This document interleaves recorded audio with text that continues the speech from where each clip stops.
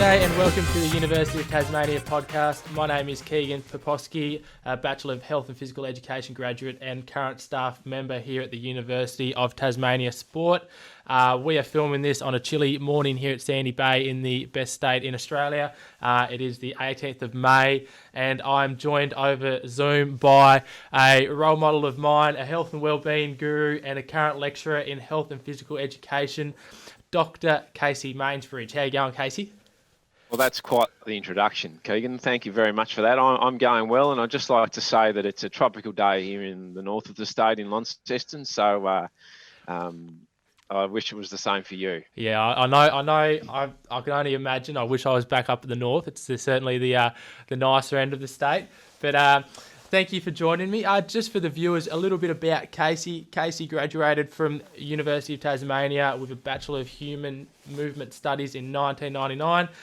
Spent 17 years in the fitness industry as a gym manager, personal trainer, fitness instructor and industry health presenter. He has experience as a primary health and physical education teacher and has also worked with adult education as a health professional for the over 50s population. Casey has worked at the University of Tasmania for 17 years and in this time has taught into and coordinated several units within the health and physical education and physical activity studies degree programs. How are you going? How's COVID treating you with this whole online learning? Look, that's a multi-component question, I suppose, Keegan. I've probably found that it's gotten me right out of my comfort zone in terms of my day-to-day job here at the university, which is teaching students face-to-face in health and physical education. So that was quickly and abruptly changed, as it was for many people.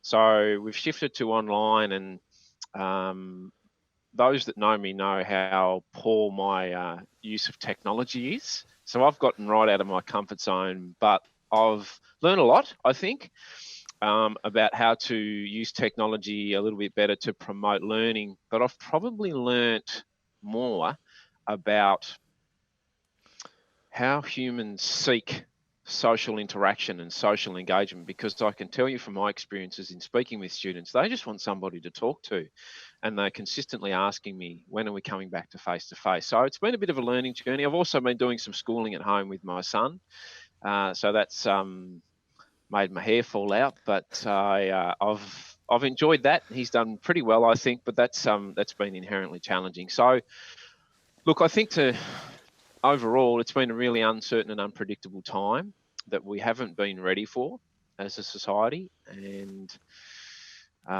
hopefully when things get a little bit better, we can get back to what we know and do best. But I'm not sure that that's what will definitely happen. Yeah, it'll be interesting to see how it all does come back. And certainly HPE is one of those units where a lot of the components are very practical. So, and you see the PE teachers, the health and PE teachers that are out working at the moment, they're having to become quite creative in the way that they deliver their subjects to their students at the moment as well. Well, a quick thing, earlier in the year I did the Coles Bay Try. Are we going to see a comeback for you in the 2021 summer? Well, I haven't thought about triathlons for a little while. I'm trying to keep fit and healthy. I do love triathlon.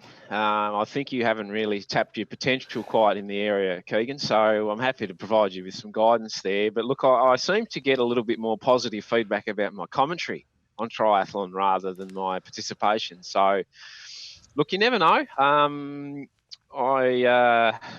I think I'll probably engage in a little bit more swimming. That's probably a short-term goal for me, but I might surprise a few people and see if I can pop up occasionally and even get through one. So possibly. All right, sounds good. I'm sure we're all looking forward to it. You've had an enormous amount of experience in fitness, sport and education. I'm curious, what resulted in you developing a passion for helping others to strive for and enjoy a healthy lifestyle? That's a good question. Look, I can remember the day in grade 6 on the Northwest Coast in primary school when I said to myself, I enjoy health and PE and this is what I want to do. So that was when I was 12, and since that time I effectively planned out the rest of my journey through high school, college, and onto university. And now being able to work in the university environment is terrific. I love teaching. I've been a teacher for 20 years, and I love it as much as when I first started teaching. So, look, I've always valued my own health, and I found along that journey through sport, different sports, and I suppose with my friendship groups that I've had along the way with similar interests, I've just enjoyed helping other people. It's a real passion of mine. And I suppose I have a philosophy that everybody I come in contact with, I want to have a positive influence on them, regardless of what it is. So, yeah, I think extending from my interest and passion of loving sport, being fit and healthy, I love the human body, this wonderful thing we've all been given and what it can do and what it's capable of. And I want to learn more about that. And I feel that along my journey, if I can help people along the way, then that's terrific. So I'm still motivated to do that. A lot of people think I'm lucky with what I do, but I think it's always what I felt like I wanted to do. So I made it happen. I don't know whether you'd call that luck. I've worked hard and I've followed my passions, and I've continued to learn. So I want to help others with that. It's been good for me, and hopefully I can make it the same for others. Yeah, no, certainly, and I think it's certainly a great role model. You certainly lead by example as well. You're certainly very fit and a healthy lifestyle. You've got about 34 publications, and in some of your research, it looked at modifying the physical and social environment to influence health behaviours, along with methods to change and create health habits. 2 weeks ago, I spoke with our Director of Sport, Donald Knapp, about the new Inverest campus and the concept of healthy campus. I believe you're in an advisory role on the Northern Transformation Project. What can we expect there? Or can you comment on that? Happy to, Keegan. And I know Don well, and we've spoken about our shared visions and passions in this area. Look, just touching on the research, I trained to be a health and PE teacher, and I have a background as a fitness professional.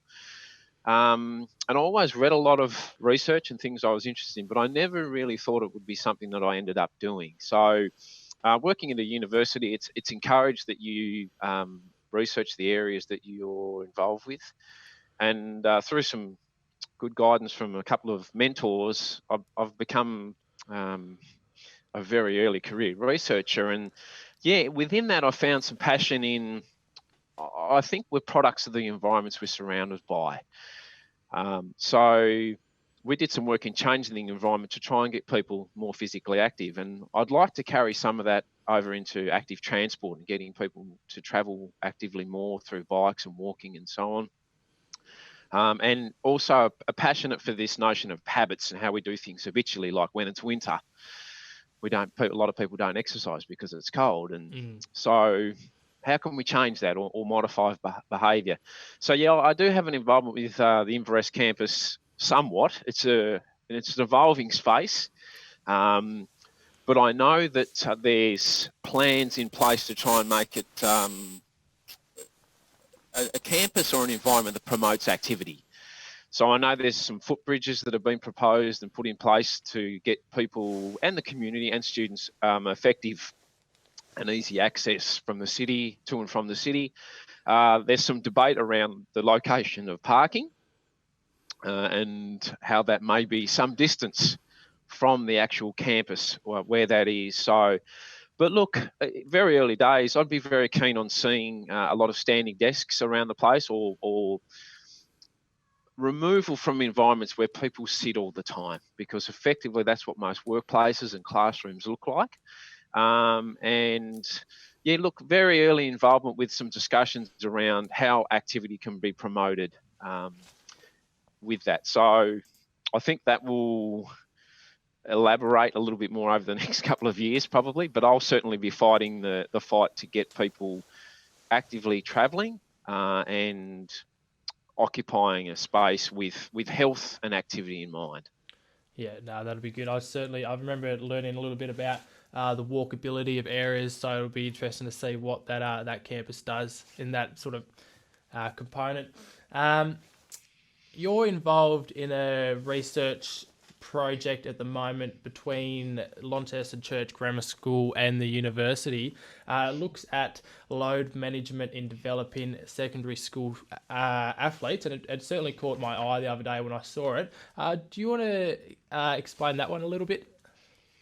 Well, there's no doubt that you're an elite athlete, Keegan, so maybe some of the findings from the study can be useful to you. But look, I've been fortunate to be asked to be involved with this project, and a previous staff member here, James Fell, he organised a partnership between the university and Launceston Church Grammar School to look at athlete workload, and his children went to the school at the time. And I think there was, and there still is, this mentality around channeling young children to specialise in sport, and then this more is better approach. So the more you do, the better you'll be. And I think both of those approaches are probably flawed personally.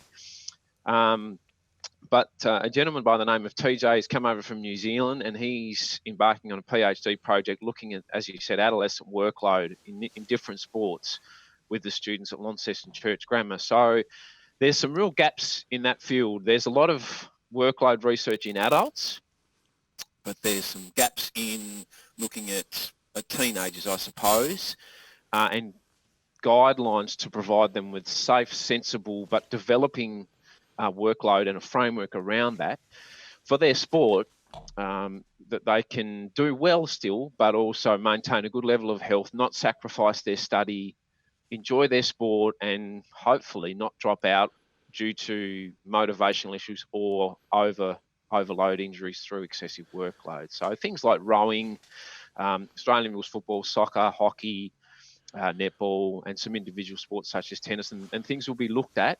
So it's an exciting opportunity, and I think there's an opportunity for Tasmania to lead in that area in terms of adolescent workload from some of the outcomes of that study. No, that'll be interesting. I know that I've got a few friends that were in that elite field when they were going through high school, and some of them aren't even playing sport anymore because they were overdone. So it's something that I think would be a very interesting. And then the other week I spoke to Don about the importance of dual career education. So if they're focusing too much on sport and not on their education, then it's going to be detrimental as well. So it's going to be interesting. Yeah, that's a great point, Keegan. And just on that, I think maybe there's some coaches out there who they live and breathe their sport. And that's great. We want passion and we want people to pursue that. But at what price and at the expense of what? So this specialising in this more is better approach can sometimes, as you said, you've just given some examples of people that have dropped out. Maybe we need to relook at that and think about the holistic broad picture and how that can be maximised holistically, not sacrificed school or whatever it might be sacrificed. But yeah, we don't want dropout, absolutely. I've got one last topic that I wanted to chat to you about before we finish up. I'm just warming up.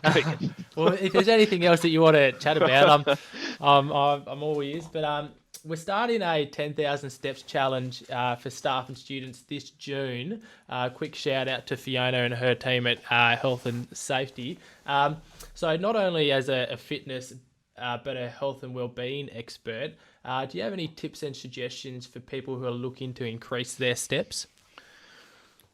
Absolutely. I think that's terrific. I'm all about promoting health and physical activity opportunities. So people would commonly have heard of 150 minutes of moderate to vigorous physical activity per week, or get your 30 minutes a day. And absolutely, I would love to continue to promote those guidelines. But what about if I'm sitting for the rest of the day? I go and do my 30 minutes and then, hey, I go and sit for the rest of the day. So what I'd like to advocate to people is to try and interrupt their sitting, whether it be at work or school or in whatever the environment they're in, working at home maybe.